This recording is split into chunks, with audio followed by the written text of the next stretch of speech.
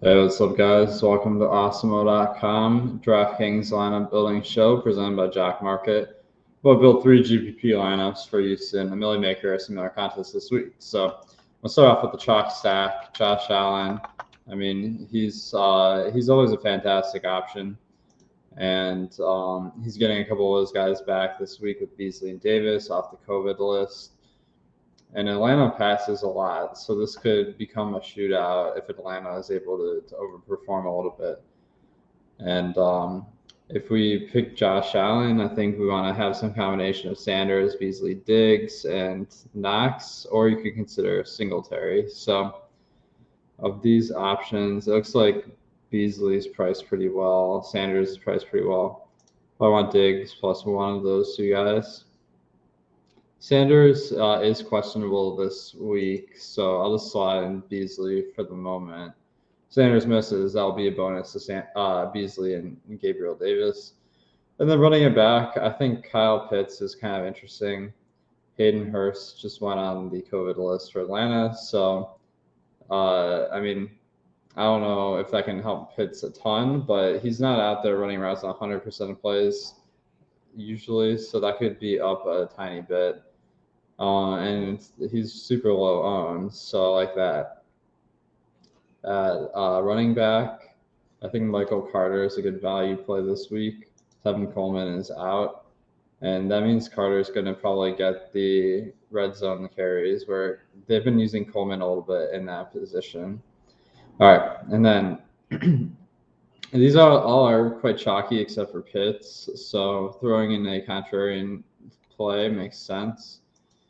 Dare Ogunbowale, he's stepping into a much larger role with James Robinson out and also Carlos Hyde, so he makes a lot of sense. Wide receiver, we're running low on money, so I'm going to throw in a defense here, just a real cheap one. Miami's defense has played pretty well, but Tennessee's getting a little healthier still. I think we can take a little bit of cost savings there. At wide receiver, we need a little bit more value. So DJ Moore is one of my preferred plays this week. He is going to get Cam Newton. Cam Newton's not starting. Sam Darnold is starting this week. So DJ Moore should see more possible targets because they're going to throw more. All right, I got 4,700 left. That just am short for Jared Patterson, who I'm kind of looking at. Let's see if I can make a couple of swaps here just to make that work. All right, let's get in Patterson. And then I need to, wrong Patterson. I think I can just punt defense entirely, and even if they're not going to be a good defense, it should be okay. So let's see. Jags versus Mac Jones. It could be a little bit intriguing. Obviously, we're not going to get anyone we love here. Raiders versus Wentz. I don't think it matters a ton. So this lineup is showing a super contrarian and super high value. Part of this, Jared Patterson just became in play, so our ownership projections don't reflect his actual ownership yet with Antonio Gibson out. All right, lineup 2. Who I want to really put in for a value play is Trey Lance, but we don't know he's starting yet. So I'm going to put in Justin Herbert. Maybe not the best value, but he is more than 3 points per dollar this week. And I noticed that his receivers are super low projected owned. Keenan Allen and Mike Williams. I probably want one of those two because they're kind of spend up plays. And then Eckler, I mean, you could stack up Jared Cook. I think makes a lot of sense. And then on Denver's side, we might want to run it back. Jerry Jeudy is probably a good bet. I also like Noah Fant, though. He's one of my sleeper plays at tight end this week. Maybe throw in Fant instead of Cook. And we could throw in Mike Williams.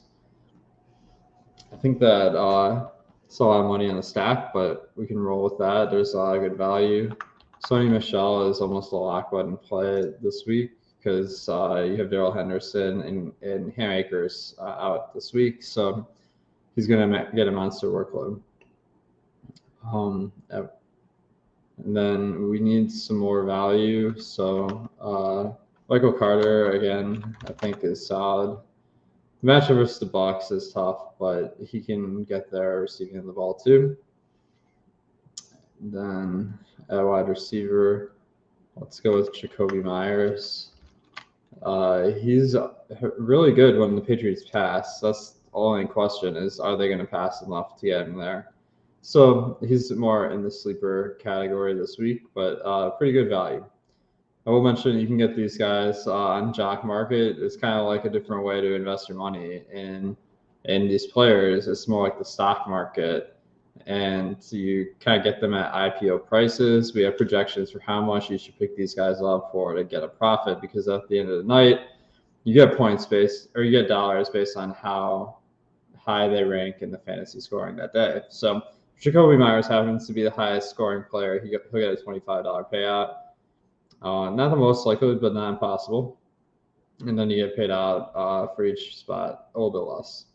You get a $50 deposit bonus using the promo code Awesemo on that one. All right.